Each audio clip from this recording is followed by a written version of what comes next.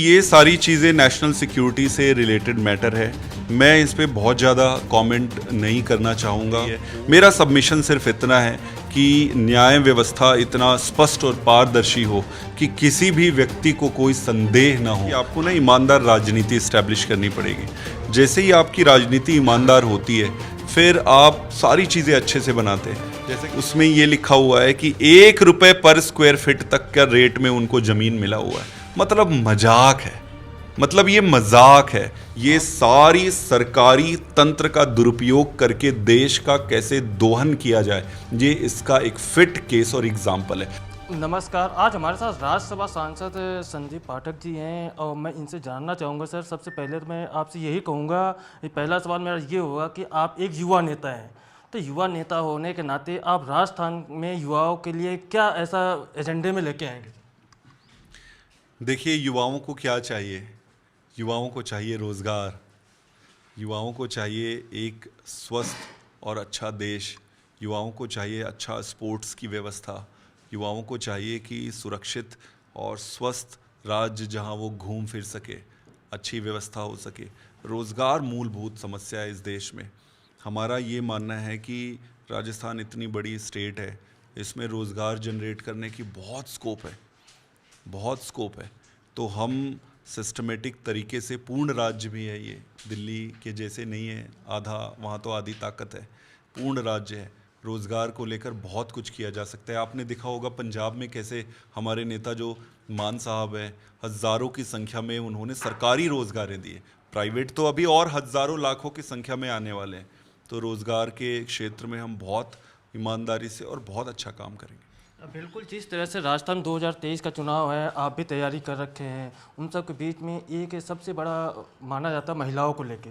जो महिलाओं के लेके है, महिलाओं के लिए ऐसे क्या सुविधाएं होंगी, क्या एजेंडा उनके लिए होगा? देखिए, एक महिला, जो घर की जो महिला होती है, वो ये चाहती है कि उसका जो बच्चा है छोटा, वो अच्छे स्कूल में जाए। महिला ये चाहती है कि उसके पति या उसके भाई को एक अच्छा रोजगार मिल जाए। महिला ये चाहती है कि उसके घर में सब स्वस्थ रहे। महिला ये चाहती है कि बड़े बुजुर्ग तीर्थ स्थान चले जाए। महिला ये भी चाहती है कि उसके पास भी 4 पैसे रहें। महिला ये भी चाहती है कि उसको थोड़ी स्वतंत्रता रहे कि कहीं जाना हो तो बस में उसे जाने का व्यवस्था हो जाए। ये सारी चीज़ें आम आदमी पार्टी करेगी। आम आदमी पार्टी ये सारी चीज़ें करती है, करके दिखाई है। हमने पंजाब में जो 1,000 रुपये पर मंथ महिला को सम्मान राशि देने का जो घोषणा किया है, थोड़े दिन में आप उसको देखेंगे कि ज़मीन पे, धरातल पे आएगी। स्कूल बनने शुरू हो गए हैं, अस्पताल बनने शुरू हो गए हैं, रोज़गार देने शुरू हो गए हैं, बसों की व्यवस्था वहाँ पे की जा रही है। तो एक महिला जो होती है ना, माँ जो होती है, या महिला आधार होती है एक परिवार का। और हमारे देश में तो महिलाओं का विशेष सम्मान है। हम देवी देवता देवियों का कितना सम्मान और पूजनीय होते हैं। हम ऐसे देश से आते हैं जहाँ पे देवियों को सर्वोच्च स्थान प्राप्त है। तो सब कुछ करेंगे ये सारी चीज़। बिल्कुल, जिस तरह से अभी आपने देखा कि 2008 में राजस्थान में बम कांड हुआ था जयपुर में, वहाँ पे जिस तरह से 2 दिन पहले हाईकोर्ट की तरफ से चारों को बरी कर दिया गया है, तो आप किस आधार और आपकी पार्टी किस तरह देख रही है चारों का आरोपी? देखिए, ये सारी चीज़ें नेशनल सिक्योरिटी से रिलेटेड मैटर है। मैं इस पे बहुत ज़्यादा कमेंट नहीं करना चाहूँगा। कोर्ट और कानून व्यवस्था इसको देख रही है। मेरा सबमिशन सिर्फ इतना है कि न्याय व्यवस्था इतना स्पष्ट और पारदर्शी हो कि किसी भी व्यक्ति को कोई संदेह ना हो कि कानून व्यवस्था में क्या हो रहा है। हमें पूरा भरोसा है इस देश की कानून व्यवस्था पर, और अच्छा होगा। मैं ये कहूँगा, जिस तरह से राजस्थान में कह रहे हैं कि एक बार कांग्रेस, एक बार बीजेपी बार बार आती है और आपकी तरफ से कह रहे कि एक बार जनता से मौका देने की बात आ रही है, तो अगर आपको मौका मिले और आगे क्या होंगे एजेंडे के अंदर, सर ये बताएं। एजेंडा जैसे मैंने अभी हाईलाइट किया है कि एजेंडे में सबसे पहले तो है कि आपको ना ईमानदार राजनीति इस्टेब्लिश करनी पड़ेगी। जैसे ही आपकी राजनीति ईमानदार होती है फिर आप सारी चीज़ें अच्छे से बनाते हैं। जैसा कि अभी आप बात कर रहे थे हम लॉ एंड ऑर्डर का। लॉ एंड ऑर्डर में आप ट्रांसपेरेंसी से आप काम करोगे, आप फंडामेंटल चीज़ें जो है देश के लिए उन सबको करोगे। बट ये सब होगी कैसे? वो तभी होती है जब अच्छी नीयत वाली सरकार बनती है। तो मेरा ये मानना है कि सबसे महत्वपूर्ण डिफरेंस जो आएगा वो पॉलिटिक्स में आएगा। ऑनेस्ट पॉलिटिक्स जैसे ही एंटर होगी, सारे मुद्दे ईमानदारी से अच्छे से होने लगेंगे और ज़मीन पे वो दिखने लगता है। बिल्कुल, एक आप सांसद भी हैं, जिस तरह से राहुल गांधी को सांसद से बर्खास्त किया गया, वो आप किस नज़रिए से आपकी पार्टी देख रही है? मेरी पार्टी का और मेरा खुद का ये मानना है कि ये सही नहीं है। इस तरीके से आप छोटी छोटी चीज़ों पे नाराज़ होके और केस करके इस तरीके से सब पूरे तंत्र का अगर आप दुरुपयोग करेंगे तो प्रजातंत्र का क्या होगा। हमें कांग्रेस पार्टी से या राहुल गांधी से सच कोई वो नहीं है, ना उनसे दोस्ती है ना दुश्मनी है।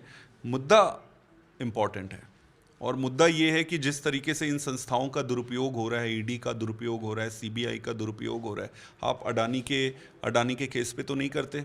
अडानी का आप देखिए, मैं कल बड़ा इंटरेस्टिंग चीज़ एक आर्टिकल पढ़ रहा था, उसमें ये लिखा हुआ है कि 1 रुपये पर स्क्वायर फीट तक का रेट में उनको ज़मीन मिला हुआ है। मतलब मजाक है, मतलब ये मजाक है। आप इतने सारे एयरपोर्ट्स बेच देते हैं। जो एयरपोर्ट्स फायदे में चल रहा है, जनरली सरकार किसको बेचती है? जो घाटे पे चल रहा है। जो फायदे में चलते हुए एयरपोर्ट्स को आप उसको बेच देते हैं। जमीन कौड़ियों के मोल पे फ्री, ऑलमोस्ट फ्री पे आप उसको दे देते हैं। आप देखेंगे कि जैसे कहते हैं अदानी के मुद्दे पे कि भाई वो नौकरी जनरेट कर रही है, ऐसे कहते हैं ना कि देश का काम आ रहा है। तो मैंने सर्च किया कि भाई कितने नौकरी दिए। कुल मिला के इन्होंने 23,000 इनके टोटल एम्प्लॉई हैं। आप देखोगे दूसरे टाटा को या दूसरी बड़ी कंपनियों को तो 1,00,000 1,50,000 से कम कोई जॉब नहीं देते हैं, 3-3 लाख तक। फिर उसके बाद आप देखोगे ये टैक्स कितना देते हैं, तो ये टैक्स भी नहीं देते। टैक्स देने वालों के लिस्ट में भी नहीं है। पता नहीं है नंबर 1 नंबर 2 कहाँ से आ रहे हैं। ये आप क्लियर कट देखोगे तो शेयर और stock market manipulation, fraudulent activities का केस बनता है। ये लैंड स्कैम है। ये सारी सरकारी तंत्र का दुरुपयोग करके देश का कैसे दोहन किया जाए, ये इसका एक फिट केस और एग्जाम्पल है। अब इस सरकार के हिसाब से इस पे जांच करने की ज़रूरत नहीं है। इस सरकार के हिसाब से छोटे चीज़ों में अपने, जो इसने मुझे ये बोल दिया, मेरे को बुरा लग गया, अब इसको पकड़ो। इसने मुझे ये कह दिया, आपके ईगो पे हर्ट हो गया, उसको पकड़ो। तो सीबीआई, ईडी, ये सब इनके ईगो सेटिस्फाई करने का टूल बन गया है। देश से कोई मतलब नहीं है। और मेरा एक आखिरी सवाल है, राजस्थान का आपको मुख्यमंत्री का चेहरा कौन होगा? क्या इसको घोषणा करेंगे या पार्टी के ऊपर चुनाव लड़ेंगे? ज़्यादातर स्थिति पे हमारी पार्टी मुख्यमंत्री चेहरे का घोषणा करती है। हमारा ये मानना है कि जनता का अधिकार है कि वो जाने कि उसका नेतृत्व कौन करेगा। सही समय पर राजस्थान पे भी निर्णय लिया जाएगा।